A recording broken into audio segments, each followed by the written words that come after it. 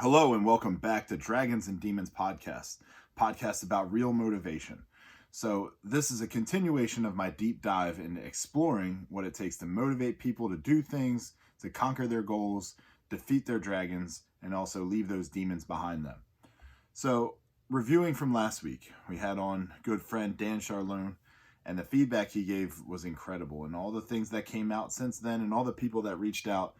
Dan, you've truly reached a lot of people in your life and made a huge impact on them. So from me personally, I appreciate everything you did, and everybody else has as well. The impact that you and your brother have had on people, both your brothers, have had on people is simply amazing in our small hometown of Downingtown. So again, thank you. Thanks for coming on the podcast. There's a lot more questions I have for you, so we'll have to do that again sometime. Brings about a moment of reflection and thinking back to the high school days, and I don't want every episode to have the same content and back up the same way. So not every episode, I'm going to try and mix things up, but not every episode is going to be about football. Not every episode is going to be about high school. Not every episode is going to be friends. Not every episode is going to be the same thing, jumping from one to the next to the next. So we are changing gears a little bit this week with our next guest, and we're speaking on a different topic entirely, but I think it's a really good conversation, something that I've been wanting to do. And in this episode, we're going to call it the Supplement Special. But before we get to that, I just want to take a moment to pause and reflect on a couple things that have happened. So looking at this podcasting journey I've begun on and some of the feedback I've gotten from people on the different social medias has been amazing. Not just for the last episode, but for every episode. I've had a lot of people reach out and share their gratitude, and even the last podcast, which I'll get into later, some of the comments that were said on there and after that it's the reason why I want to keep going. It's the reason why I want to keep moving forward. It's the reason why this has become my passion project. It's the reason why I left a doctoral program. It's the reason why I feel confident leaving one career and focusing on another. So, as always, continue the feedback. I want to continue to grow. I want to continue to improve. And again, this journey is not just for me. I put it on the internet. I put it out there for everyone to see so that I can be holding myself accountable, but also so hopefully people can pick things up and run with them. And if I can share any little glimmer of positivity, hope, or advice with you, by all means, take it, run with it, defeat your dragons, destroy your demons, and keep moving forward. And with that, our next interview, the Supplement Special. Here we are, Supplement Special. So this is episode number 14. Today I have a guest that I've known from back in my heavy supplementation days. So my guest here is Dylan Hess. Dylan, welcome to the show.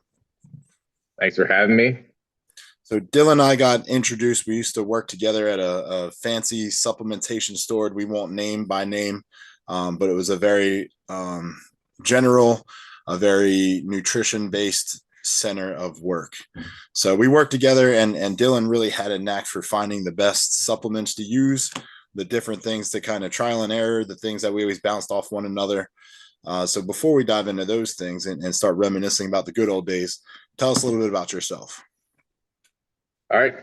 Yeah. So obviously we met back in college era. So we were both young and active. And so we both met through Dave, I believe, training there at his gym.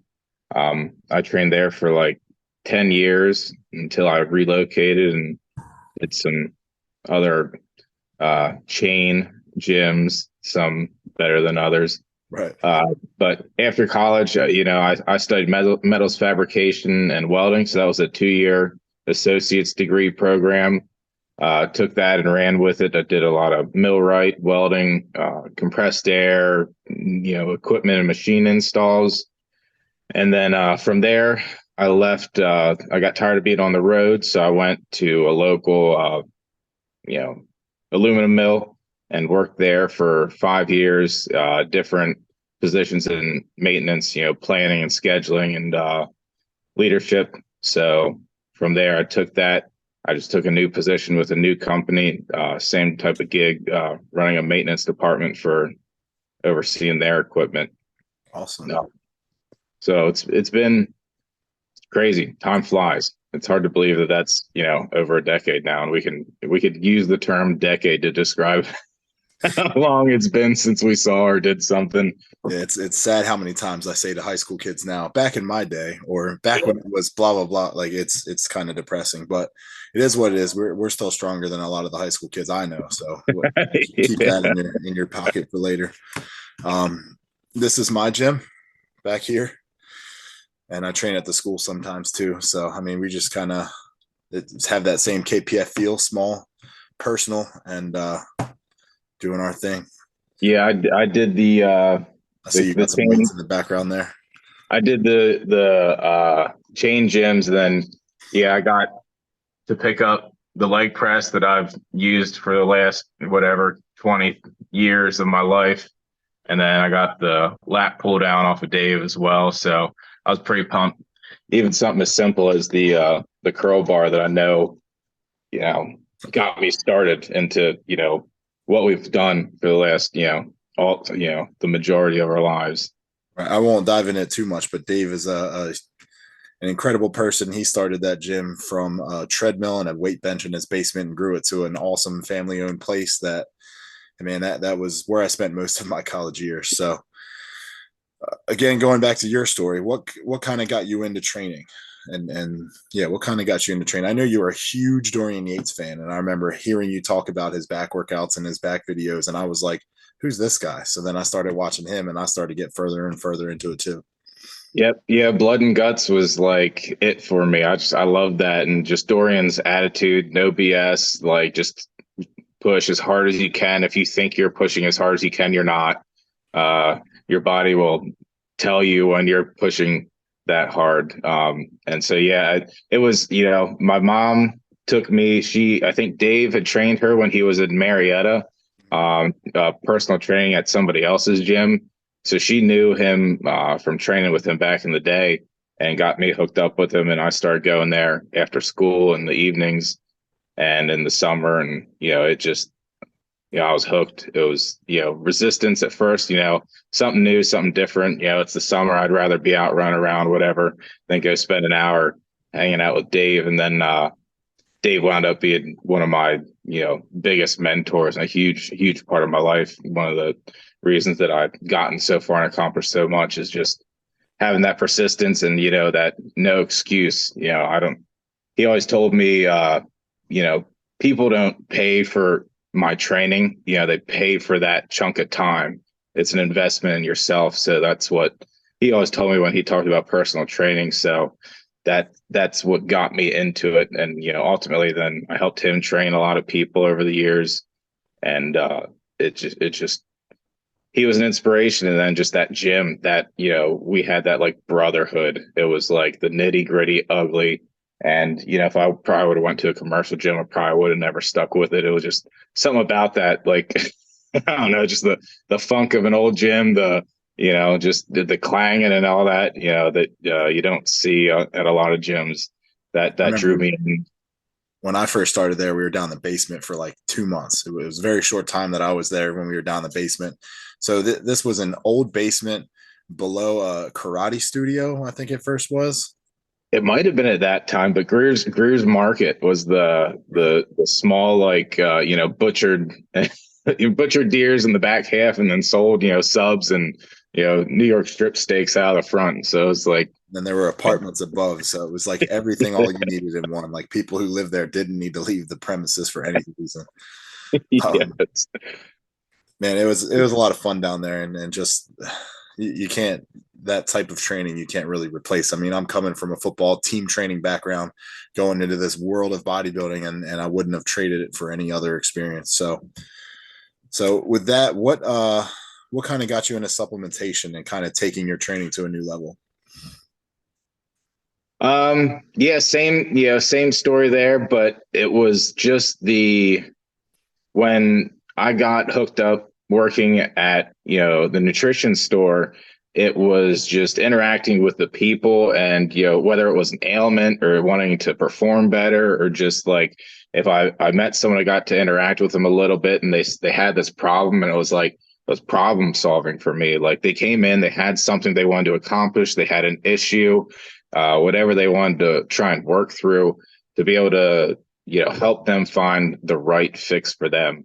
And, obviously we know that it was a sales based company and I didn't quite fit the mold for that. So, Neither did I. but for, but for whatever reason, it was like, we both know that we still hit numbers. We still kept everybody happy, but, ultimately it was making sure that people had the right products. I think that's what made us do so well out of, the little hole in the wall store that we had.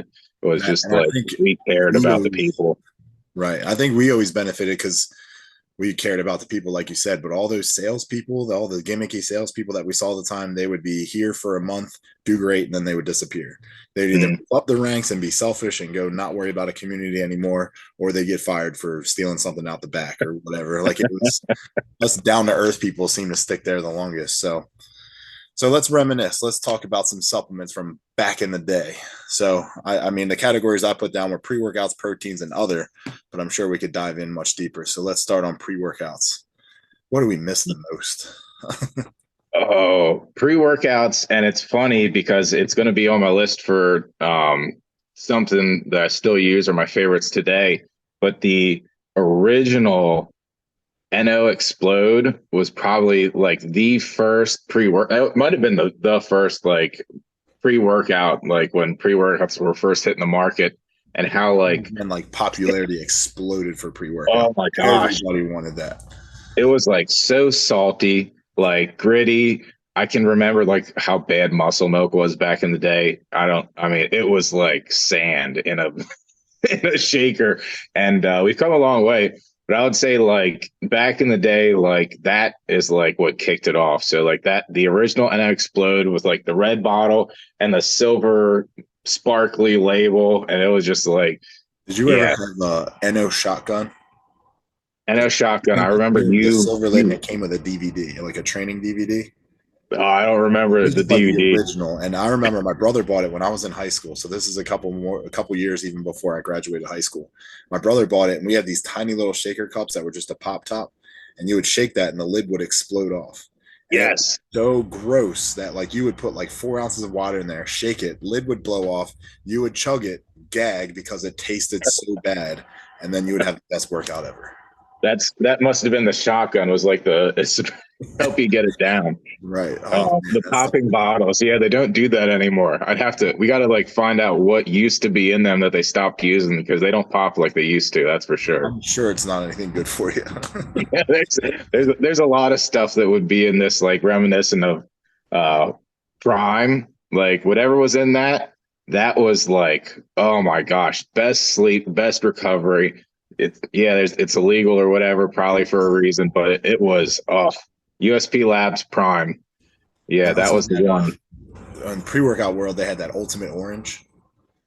Oh yeah, Remember? that was original. Yeah.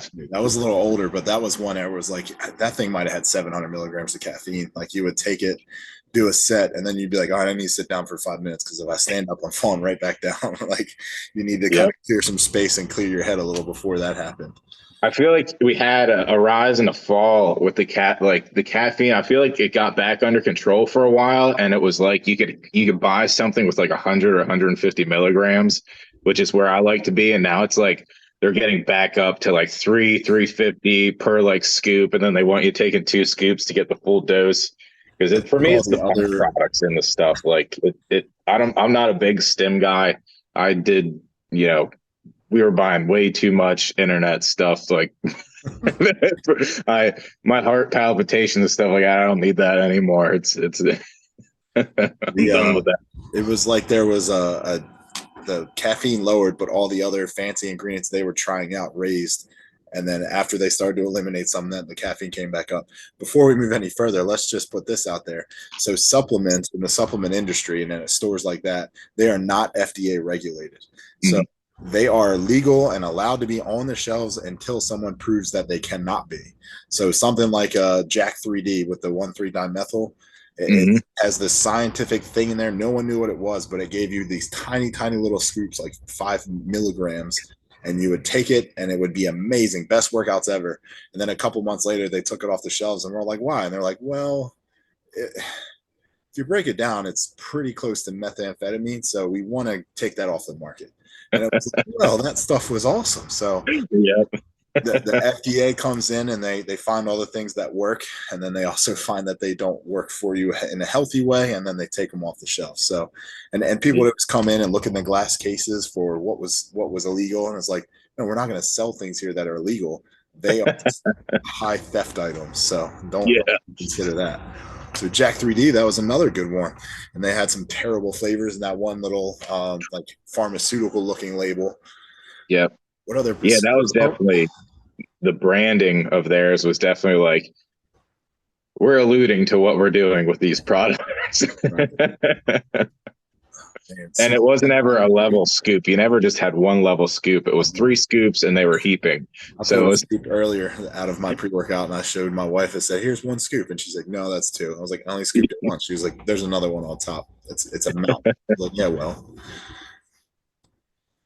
What else? yeah. There, Super Pump 250. 250 was a good one. That was the first pre-workout that I mean, that one got the nickname Super Dump for a reason. And that was not good for squat or deadlift day.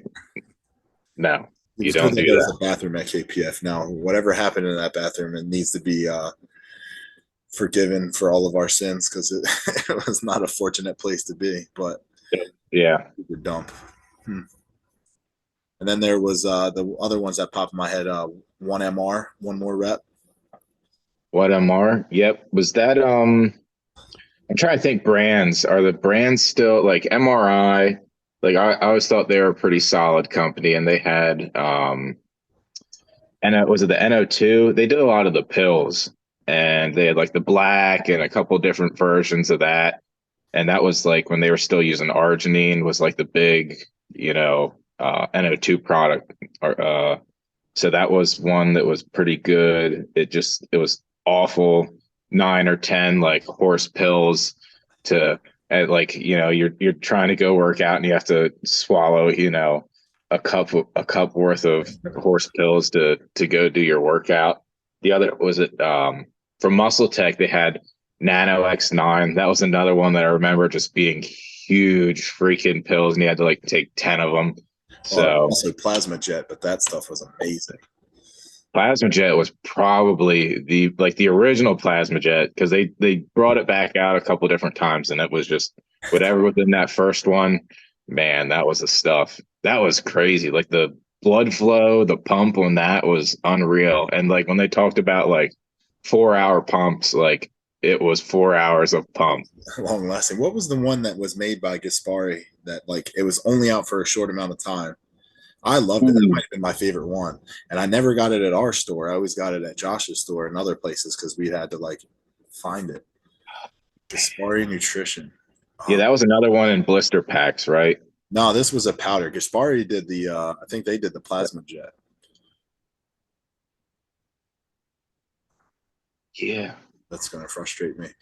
See, I'm goofed up now. I was planning on having my phone, being on the laptop and having my phone so I could do this because I wanted to be like, yes, I remember that one.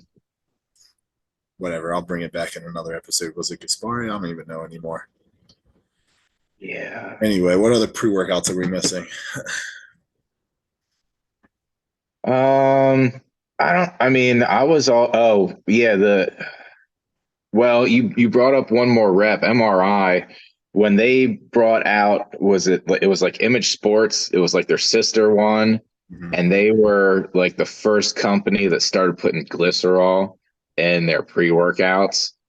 And I'm trying to remember the name of that one now, but that was another one when glycerol first hit, like in the pre-workouts. That was another like groundbreaking. Like you never thought you had a pump like this before.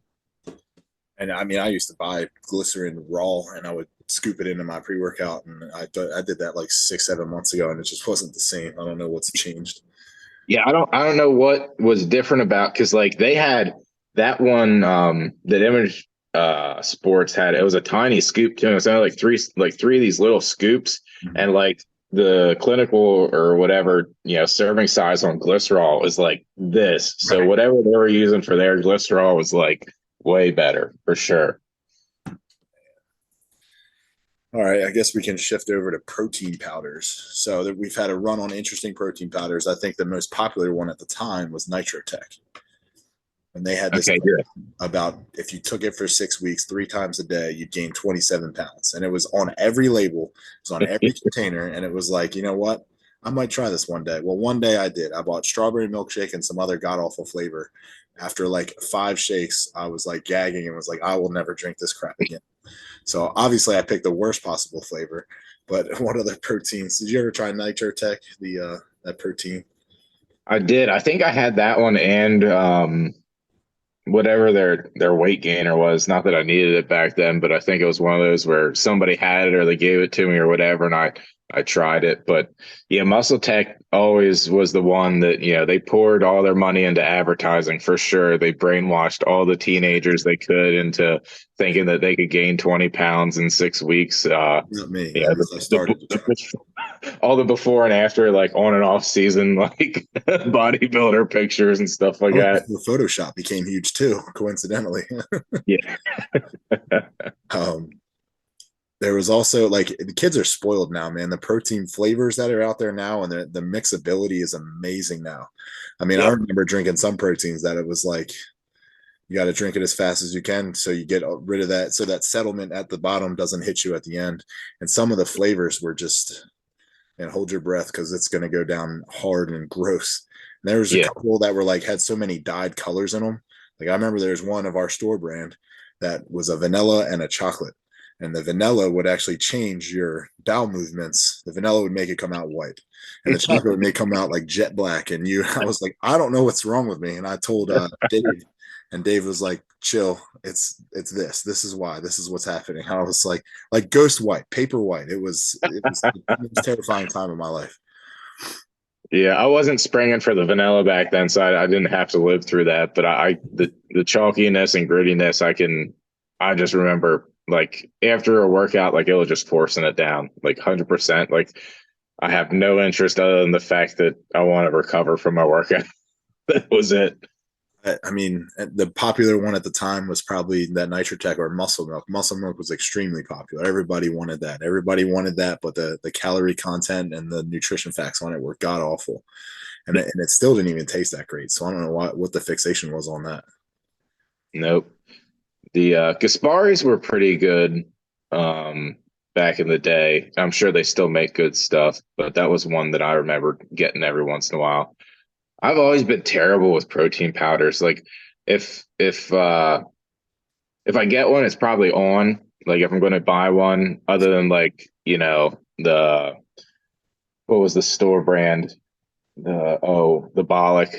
Way Bob, yeah. Like, yeah, when we would get that, like occasionally I would pick up a bag of that or something. But I don't know. I'm not a broke college student anymore, so like I'm RTDs like all day. Right. Like I keep a case in the fridge ready to go. It's like, 5 times as much as buying the powder, but just the ease right now. It's just like time is of the essence. So it's like just grab a bottle and go. So it's all for me. It's like usually the whatever Sam's Club or Costco has. So like the Fairlife Right. or Premier. I get them pretty regularly, and they have some decent flavors. So those are like my go-to for the protein shakes these days.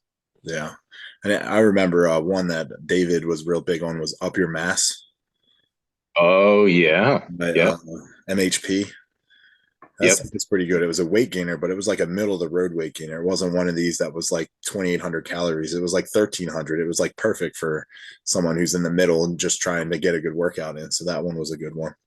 Oh, MHP, you just triggered me. I just had a flashback. That pre-workout, Dark Rage. Dark rate. Oh, and then they had their post workout Dark too. Matter. Yes, that was a combo there. That That Dark Rage. was.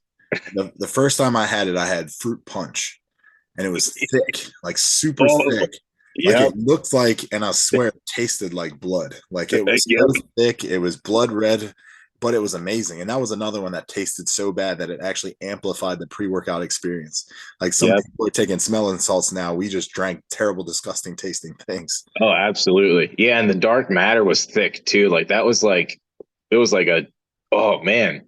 it's hard to describe. Almost like drinking Jello, like before it sets. Right. It was unique, and you could feel the powder that was undissolved like going down your throat through the gel. It was that was an experience there. That was like a dynamic duo. That was That was another one that came in the super fancy box, and they had Kai Green promoting it at the time before he made the jump to Muscle Meds. It was like yeah. that was a good experience, man. Those were the golden years. Yeah. I haven't been in a new I haven't been in a nutrition center. I hit the shop every once in a while, but I mean, in today's day and age, just like jump on Amazon, like just get it here.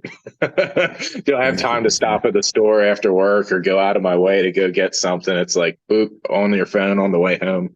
Be And here even now, tomorrow. right? And even now, I can go to the grocery store and get bucked up pre-workout, which is pretty much all I need, and then get some on whey, and they even have creatine monohydrate there, and then the rest of it I'm just coming from food and a multivitamin. Like that's all I've really come to find that really has the impact that I need day to day. Value, yeah. So what other like non like post workout and more things? The one thing I wanted to bring up, and I don't know if you took the original formula, but that hexagon. Oh, the sublinguals. Yes. Yeah. Yeah, that stuff. Yep, that one disappeared for a reason as Very well. quickly. That was That was such a unique experience. So I don't even, it was like an IGF-1 something inhibitor Mhm. or something. So it worked with like your insulin and growth hormone. I don't know. I didn't know what I was taking. So that probably did a lot of damage then. But taking it, you would sleep for like 4 hours and then wake up and just be like, all right, I'm done sleeping. Now what? Like 8 hours wasn't needed anymore. So you get 4 hours of 100%. sleep. The dreams that you would have were like so lucid and real and off the wall. And then I also would like have like these, for lack of a better term, visions where I would be like in a grocery store and envision myself doing something and then be like, oh, okay, I'm back. Yep, that one. That's what I had the same way with Prime. Like those two were like, I would wake up before my alarm went off. I would just like wake up and be like, I'm done sleeping. I slept.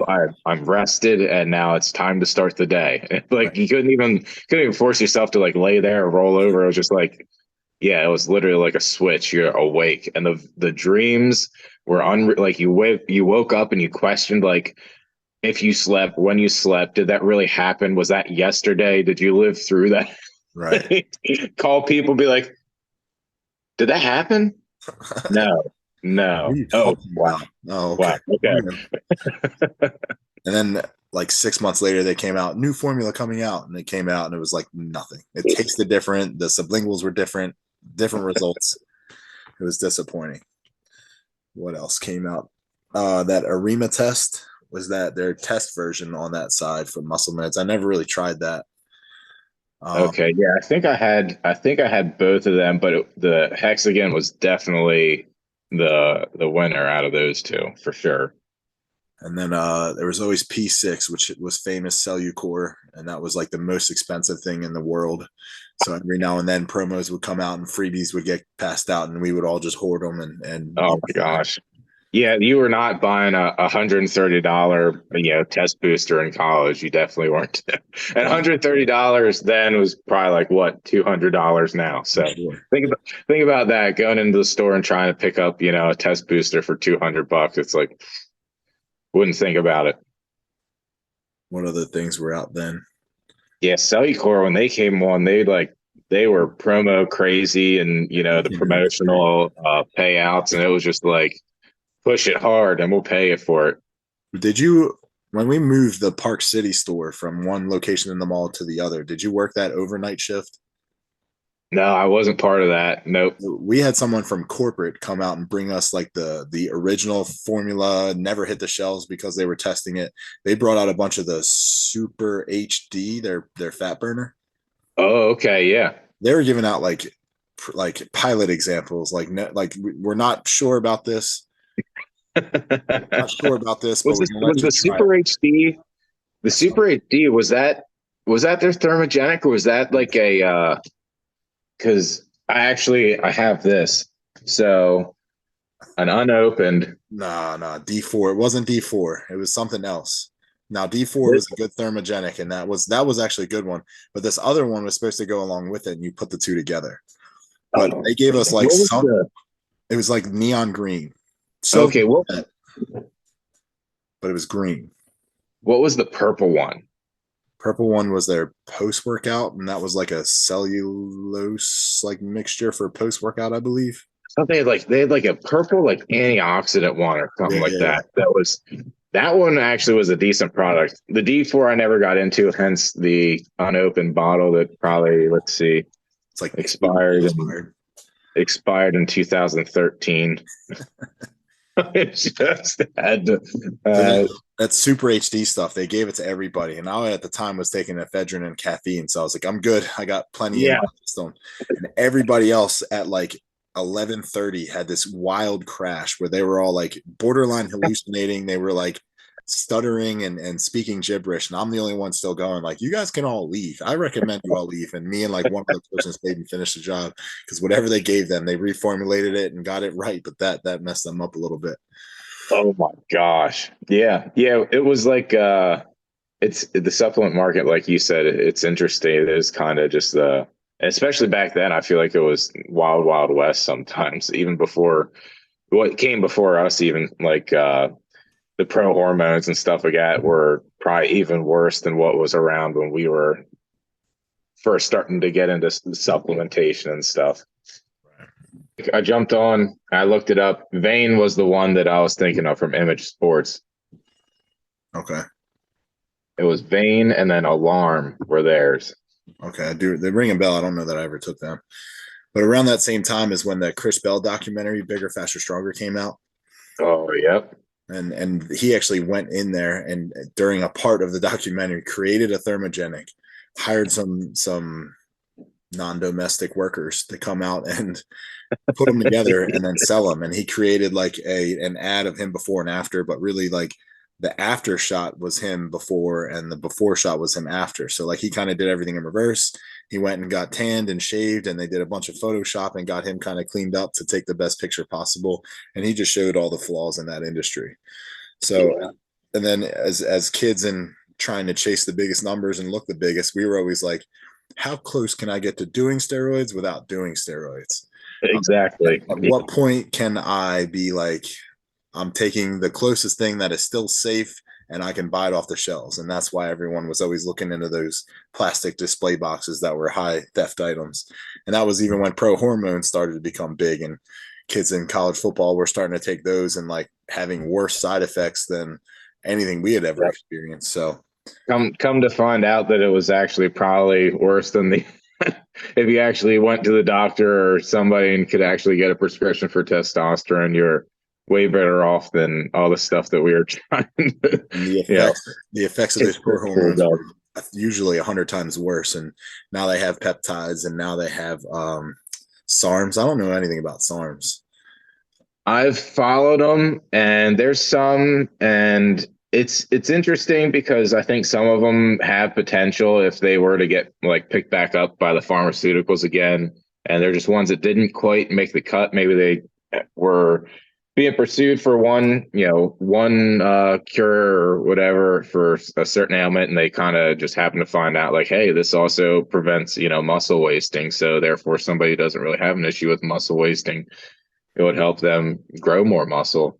Right. But, yeah, it's still, that's another one where they're for testing only, and you really shouldn't be taking them. So with it, be careful. Right. And there we were at the prime of our lives, probably peak testosterone producing ages, and we're like, how close can we get? Like, you're as Right, and close as you then can get, and it's natural. So just ride it out, buddy. yeah, take a pro hormone and then crush it for the next 6 months. Yeah, Like, just relax. Take some creatine, take some protein, and the biggest difference is probably don't eat like a jackass, and you'll be just fine. Don't eat pizza and burgers every single meal. If you ate like a bodybuilder, you will look like a bodybuilder. Just be patient. yeah, I don't know if it's because we lived it like through so much of it at the supplement shops and just seeing everything come and go, and it's like it's come full circle for me. It's like I have maybe a dozen if you include like all of like the just general health supplements that I take on a regular basis, like anywhere from protein to just vitamin D, like including everything that I have spread out. It's like maybe 12 items or something like that that I take on a regular basis. And when I remember to take them, and yet, still, still a stronger than most of the young bucks that, you see at the gym. So I think we got it figured out by now. Yeah, I mean, we've spent so much time, like you said, we've been out of that place for 10 years. So how we were in that place for that many years and training even prior to that. So again, the biggest thing, if I can't get any point across to any of these kids that I work with on a daily basis, is, man, just have patience, train the right way, do the right things, be patient, because things do happen for you, but they don't happen overnight. And some of these pro bodybuilders that were at the peak, the Ronnie Colemans, the Jay Cutlers, them guys are pushing 40 years old in their prime. Like, that Mhm. matured muscle mass is so much different than just a kid who's packing it on in a couple of years, and all those injuries that could come. It's not worth it. It is the muscle, and it's the muscle memory that you build too. You can have, things that happen in life, even like, an injury, you break something or whatever. And if you've established, you've done it once before, your body knows they can do it again. You get there so much faster. It's the patience and the hard work. You can't get around it. And I mean, ultimately genetics too. Like if you got the genes, you can go far. But nothing can outdo hard work. You can't. There's no shortcuts. We would have found them.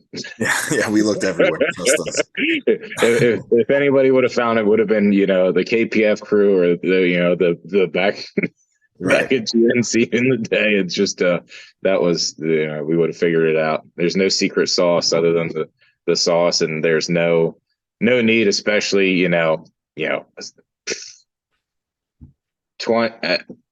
teens, 20s, no reason. You got it. Like, to get to have go and have superhuman testosterone is just, you're you're increasing something else, and then you're taking it from somewhere else. So whether it means later in life you have a hard time with some other things that you got to worry about, or, and then, ultimately your body stops producing it. And it's, you don't want to be dependent. Any time that you're dependent on something is a bad thing. Especially when it comes from the pharmaceutical industry, because that stuff is always changing, and the research dives deeper, and then 6 months later they find out this is super bad for you. We wish we'd have never given it to you, but we did, because at the time that's the best info we had. So yeah, it's something, it's scary, and people just seem to dive deeper and deeper into it. I know when my dad was ill and like fighting for his life for the most part, or fighting for his ability to walk, they gave him anabolic steroids. And kids ask me all the time if I'm on them, because look at me. And I'm like, no, but if I get what my dad had, I will be the first one, because I saw my dad, like, he improved overnight when he was on it. Like, he would go from not being able to make it across the kitchen to now he's walking up and down flights of stairs, and he's feeling much better. So I think there is a lot of room for it in the medical side of things, but even then, he only lived for like 4 or 5 years after. So we don't know what kind of long-term effects it would have had on him. So something that again, given the nature of working with high school kids and being as strong as I am, they're like, so are we on steroids yet? Like, kid, if I was, there's a lot more wrong than there is right. So no, I'm not. Yeah, getting into the gym early and, often, and just building those routines and those, just that healthy relationship with the gym is huge. I mean, you can't beat that. There's no replacement. And I said it every day as a football coach. When you're in high school and it's a free opportunity, if you're taking it as a class, if you're taking it as a extracurricular, take advantage of it, man. There's so many people out there. Just look at me. I've spent a couple grand down here on my home gym just to have something. Some people are paying $30, $40 a month, and these high school kids are in a class every single day where they're getting graded and credit for being in the class. They're like, I don't want to be here. I'm like, you're going to kick yourself in 10 years when you're like, I wish I would have just learned all this stuff there. Yep, absolutely. Yeah, because I don't know what a personal trainer is charging you right now to show you how to do it. There's a lot of internet resources, and, you can go that route. But if one day you wake up and decide you want to go get a personal trainer, it's gonna cost you. Right. And even then, having a group like what we had at KPF, or having a team next to you, like training with other people. And it doesn't always, like, especially when you're in a tight knit group, like you're not looking for someone who's going to be like, oh, you just bench that, I'm going to put 5 pounds on and beat you, which sometimes that can be the biggest thing you need. But you also get people who just support you, and they'll see some things and be like, hey, try this next time, or hey, did you try this new thing I just learned? And you get so much growth out of that. Then it's instead of just being like a selfish individual who's got headphones on and doesn't want to talk to nobody.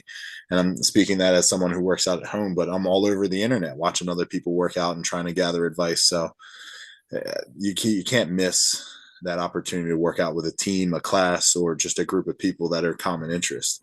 That's something that was always awesome at KPF, always awesome with the football team, and definitely something no one's going to come up to my hometown and train with me at 4 a.m.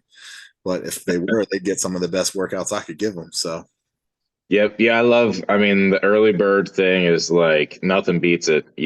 At come 5 o'clock or 5:30, whatever, I'm, on my commute to work, having done a workout. By the time I get to work, I've done more than most people do all day. You know what I mean? yep, It's do the like hard you things did first, that, right? you jump, you cross that bridge, there's people that won't even work out today. And you already have it done before you even got to work. Right. So it's just it does feel good, and it sets you up for success for the rest of the day. So there's nothing like getting that routine. All right. So you're a morning workout guy. What are your workouts looking like nowadays? Yep. So I'm excited this week. I'm just getting back into it. Last week I got a serious sinus infection, so I'm finally free and clear. I let myself take a week and just kind of, mellow out Let and your just let body my heal. body recover. My body, I'm in tune with it now. I know it talks to me, and if I don't listen, it really it puts me down for the count. So I'm excited to start this week. I'm thinking I'll probably start the week off. Uh, Monday we'll do back, because back is my favorite, and that's just, I know it's going to be a good workout. So nothing like a back workout to just get you psyched and pumped for the rest of the day and the rest of the week. So set myself up for success and have a good back workout. So I like, you know, So you I still train usually, like bodybuilder style, right? yeah. So like, for back example, like I'm going, I'll warm up with like some assisted pull ups. Like I still to this day have never done more than like 2 or 3 pull ups. I don't know what it is. I can't do it. But I'll do pull ups just to get my back nice and warmed up, get my shoulder joints loosened up, because that's my biggest ailment these days. Is I thought I was really cool doing Arnold presses with like 80-pound dumbbells, but now my right shoulder is completely worthless. So, in high school, that was so cool. Like, I thought I was like the shit. Like, that's such you know, a big movement, and then do something like that. And now it's like, yeah, I'll probably have to have that replaced. So, lots of bands. I use bands now. I love having, bands to help warm myself up and loosen things up. Still nothing beats a good old row, dumbbell row, or if you get the right machine. I don't mind doing machine rows, but it's certain machines just really do it for you, and that is the one plus if are a gym goer, or you go to different gyms and you get to try different equipment. Right. I make do with what I have. I have probably a lot more than a lot of Yeah, mix people that up. do in their Yeah. basement. I've I've gone to training back at the school because I had this one little cable attachment in that back corner, and there's not enough room over there to do anything seated. Like I can really do pull downs. That's about it. So I just do rows and pull downs here and some pull ups. Other than that, I'd rather train at the school where I can get a whole bunch more done with the equipment they have there. Yeah, I mean, nothing beats a good old row. Go watch Blood and Guts and tell me that rows don't work, because he had a barbell, and yeah, he That made it work. beautiful. What did he call it? The temple. That was his gym. Oh yeah, and it's you see like the stairwell, and it's just like, man, that's what we did to go to. It was like the Right. dark dungeonous stairwell into KPF, and it was like the same vibe. Like, just like you could like you could feel like the moisture like in the air, like you're You going feel the mold. underground. You can feel the mold. You can taste it as you walk down there, but you're like, that's exactly what I need right now. Yes, yep. Yeah, just so lots of I still get my heavy days. I know like you're still going pushing, numbers, trying to see what you can do and just push yourself. So like last year I broke my ankle, and so that was a big one for me. Was I still made myself work out. I still did upper body as much as I could. And I still did, ISO, basically just what I could do with my right leg and keep my left leg immobile. So lots of, just I'll do anything once, I'll try high rep, I'll do low rep. But I'm still like the 10 to 15 and then the occasional like 20. I'm more on the higher end as far as repetitions of my workouts go. Just it's I'm hard on my joints. Like I said, that the shoulder really is a tough one for me to get around. I really got to loosen it up to do a good chest workout or a good shoulder workout. So I stick to the volume. Just I'm a bigger guy. I've always struggled to get my weight down. The movements always came pretty good, but I don't know. My body's very efficient at maintaining what it's packed on over the years. Yeah, So especially as you get older.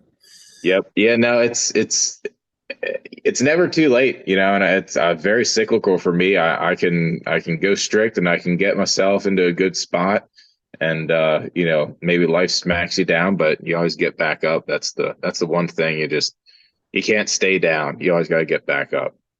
That was one thing I always really liked about KPF was some of the clients there had no reason to be in a weight room, but they were just doing it for their health and Hmm. preventing things like osteoporosis and just being as mobile as possible. And they're not doing heavy weights by any means. I mean, their mouths are open as they watch me, you, and David and Don and Melvin and all these people just crank out all these weights, and they're like, wow. And they go back to their 10-pound presses or whatever, and they're like, I'm just here so I can live forever. And I think that's kind of been Dorian's new approach. Like he went from being this mass monster to like, you know what? This isn't going to last forever. So once he retired, he shredded way down. He Oh still yeah. works out. He works out other people. He's now really focused on longevity. So Yep. what do you think about Dorian's new focus? I 100% support him. I think ditching the weights altogether, which kind of is where he is now. He's a lot Yeah, more cardio money now, isn't he? He's always on his bike. like yoga and stretching and stuff like that. You can't deny, and there's a ton of studies and whatnot coming out more and more every day saying that the best thing that you can do for longevity and long life is weight training and resistance training using weights or bands. Nothing is better for extending your life and having a healthy, functional life, being mobile and, later in life, balance becomes a huge thing. So just those movements to just make the coordination and all that becomes more and more important as you age. So just still doing whether it's running, jumping, weights on your back, weights, off to the side and balance, and it just so important. Right. And I think that'll be someday my focus. I'll transition someday from trying to aim for the goals that I'm aiming for now, which is sometimes numbers and sometimes the way I look, and just be like, you know what, I'm past my prime. It's time to just try and live forever, and that'll be the goal one day. And I'll change my focus from how do I research how to recover from muscle and look more for how do I make this last as long as possible, and that'll definitely be my goal one day. So, but for now, let's break down some muscle fibers and get built back up and look like the biggest person I can. So Heck yeah. Yeah, I'd say I made the transition. The injuries that I had and what I did when I was younger, the stuff that I was moving in high school was impressive. And, now it's like I just want to do this as long as I can. So it's just for the rest of my life. What do I got to do to be able to do this for the rest of my life and to make that life as long and active as possible? So that's pretty much I had everything I had for you. Did you have any questions? Did you want to put me on the spot with anything here tonight? Um, No, I just want to say, I think it's awesome what you're doing. This content that you're putting together and putting in front of your, whether it's your peers or coworkers, students, whatever. Just it's uh, it's good. That I think I kind of have that same. What's next? I've done a lot. I've accomplished a lot. I set a lot of goals and I accomplished them. And then now it's kind of like, what's next? So when you messaged me about being on the podcast, I was like, absolutely. Like it was like I almost felt like at the same time I was kind of having the same questions, and you kind of were doing that, alluding to. It was like, what's next? So nothing like shaking it up a little bit and trying something new. So why not go through it with you? One thing I would like to see or hear from you. What do you look for, and how do you go about setting new goals, and when you're accomplishing your goals, making sure that you're pushing yourself and just going to the next level, putting forth that effort. I mean, the big goals they're always the hardest ones because you don't want to be too lofty. You don't want to have something that's not you're not able to accomplish, like unless you have everything go perfect. I like to set a lot of my goals based on the input. So on like the nutrition side of things, like my goal would be to eat enough protein. If my goal is something work based, I want to make the input like, all right, I'm spending this much time on this much these specific tasks. So that's always been like the smaller, more bite sized goals that I've always set. As far as bigger things, man, I just kind of set myself in a direction. But if it's something in education where I'm like, I'm going to go finish school, I'm going to finish my master's, I'm going to focus on this. It was just like, all right, here are the steps, here's the pathway, and I just got to eat up and climb on my way. And it's always been like, for a bodybuilding show, it's you have 25 workouts between now and the show. So that's just a regular work day. I have to climb through this workout. I have to beat this task. I have to accomplish this interview. I just have to keep growing on that path. So it's really just sitting down and kind of, all right, if I want to make this happen, if I want to make this goal a reality, here's the steps to get there. And what else do I need to kind of climb that ladder? Um, and the kind of the premise behind this show was like I didn't know where I wanted to go after football ended. I was kind of looking for anything and everything, and I was like, I know I have a lot of time, like nearly 10 hours a day that I dedicated to football for football season for the last 10 years. If I just stop and go home and sit on the couch, I'm going to be the most miserable person in the world. So how can I like use that time wisely and grow from it and gain an experience and turn it into something good for me and my family? How can I do that? So I was like, well, what do I know? I know my workout routine. I know a little bit of football. I know a lot about the education. So which way can I take this and kind of shape it up to a direction I want? And at the time, I started my doctorate program and I was going to do a doctorate in ed leadership. I got like two classes into that and I was like, this is miserable. And the hardest part, it's not hard work. It's definitely something that it's just a lot of boxes to check. But for like the first half of it, you're just reading other people's research. I was like, I don't want to read other people's research. I want to do my own. And yes, that's part of the doctorate program. But I also was so broad. Like there was so many things I'm a curious person about. Like there's so much I want to learn about to hone it in on one little tiny little very very specific topic to write a dissertation on to get your doctorate was like I won't be able to do that for a few years. So for me to be like, well, I want to see how kids, I want to see how people are motivated. That topic is way too broad. I got shut down. I was like, all right, I want to see how, and I just kept coming back with new ideas with the teacher of my course, and they were like, still way too broad. And I was like, well, then I'm not ready to do this program because I don't want to learn about what motivates a seventh grader as they transition from middle school to high school of this demographic on this time frame in this course. Like it's so specific. I don't want to know that. I want to know broad. I want to know what gets other people out of bed in the morning to go run 100 miles. I want to know what gets you out of bed to go lift at 4 a.m. and go to work. And I want to know what gets um, a successful business person out of bed to just go put in 20 hours of work when they know that they probably won't be able to check all the boxes, but they know they got to do it. I want to know what gets someone out of bed who their only thing they have to do in life is live, where they have an ailment or a disease or something that's killing them, and they just want to live as long as possible. I want to know what motivates people and that's kind of where I'm headed. Once I Cool. find out, I'll let you know.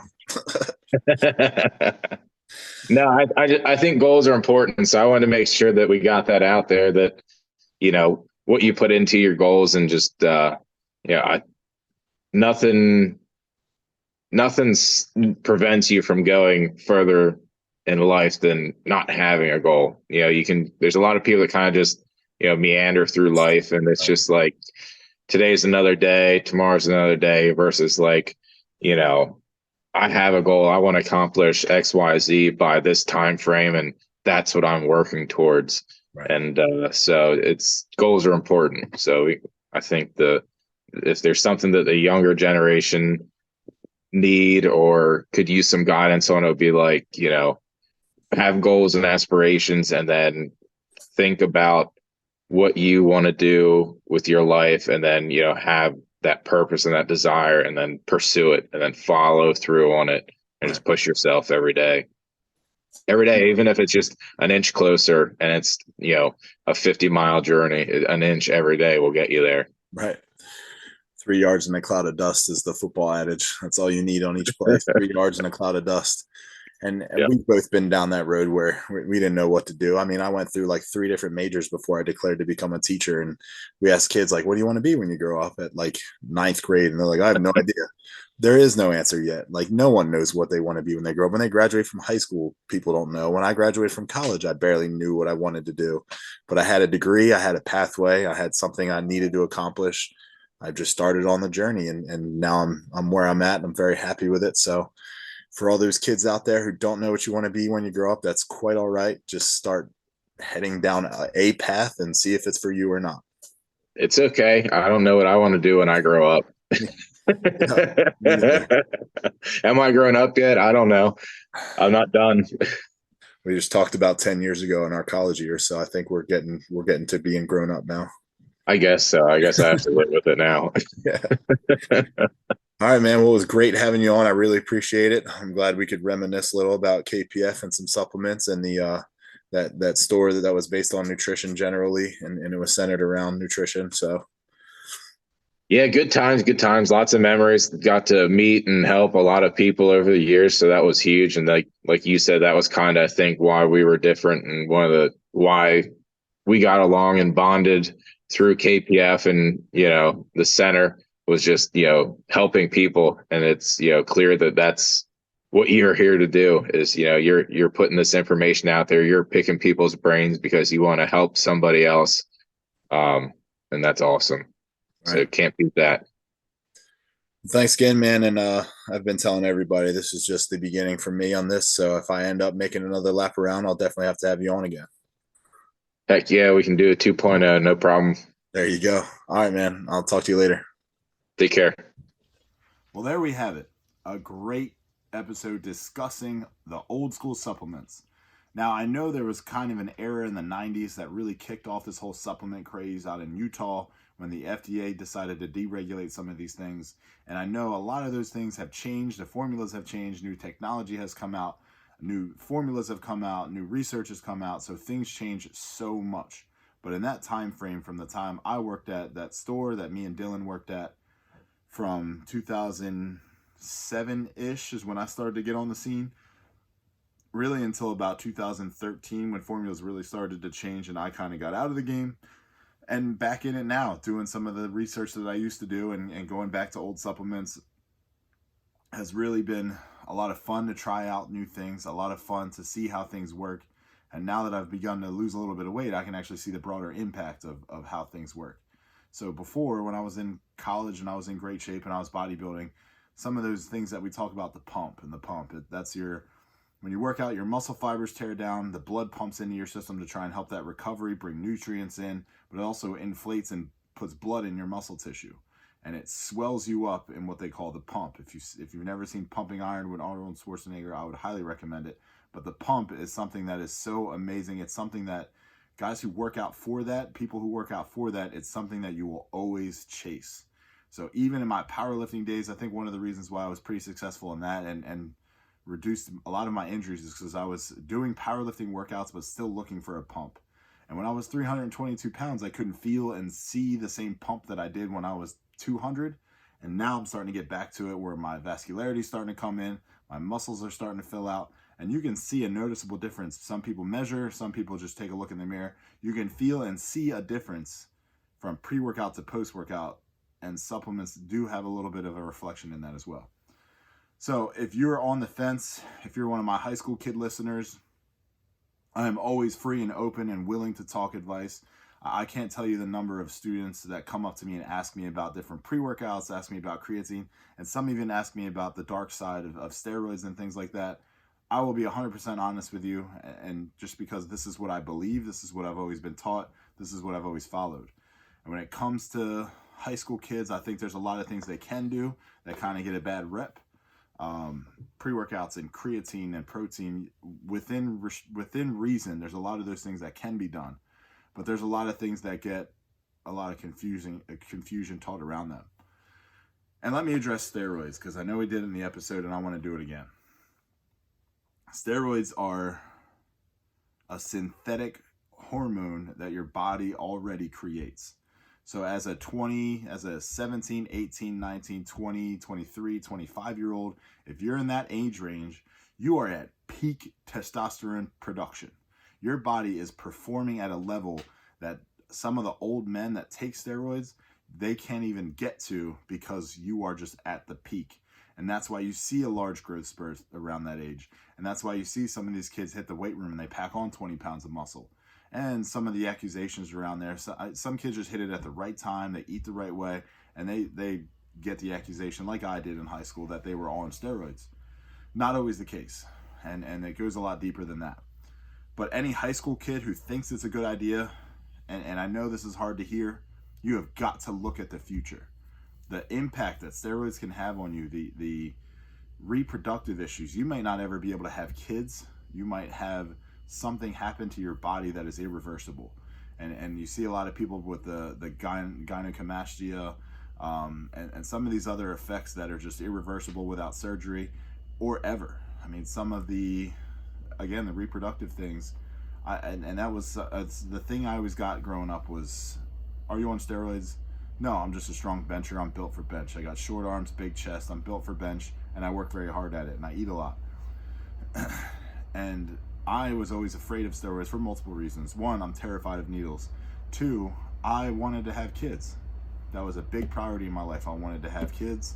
I wanted to make sure that I was capable, and I wanted to make sure that when I turned 35, like I am now, I'm not going to operate at a dog crap level where my testosterone just drops so low because I've been cheating the system the whole time.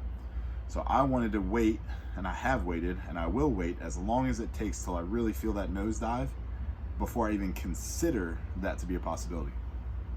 And I've entered drug-tested competitions, and I've entered non-drug-tested competitions, and there's really no difference unless you win it all, and that's when they would drug test you.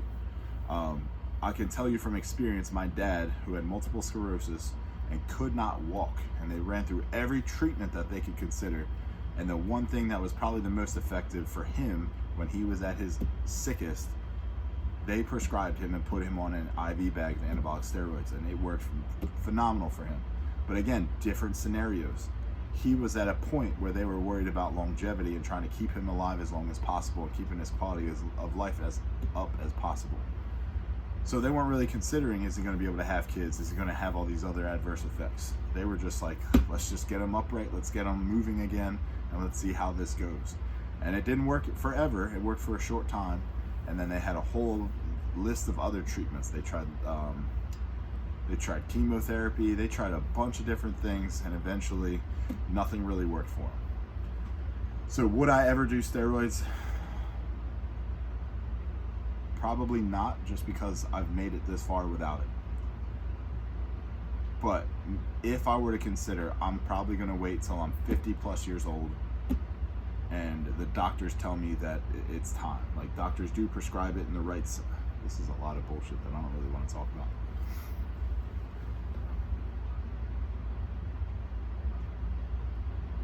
So again, Dylan told me, and I don't want to share his secrets or anything, he said my podcast coming out and talking about me kind of hitting that rut and trying to figure out what I want to do with the future of my life and all these things, he was like, man, I was in that same boat. I had that same thought. And you kind of hit it at the right time and got me moving again. Like, it wasn't like one of those, man, you saved my life sort of conversations. But it was like, man, I was thinking the same exact thing. So thanks. And he's not a very outgoing and open person on social media. But he was like, you know what? I'll give it a shot. I'm going to see if this is something I enjoy, and I'll open up a little bit and see how it goes. So Dylan, I appreciate you a lot. You shared a lot more than I thought you were going to. But that's quite all right. I hope you got a lot out of it just like I did. It was great to talk supplements with you. I wish we could go back to some of those old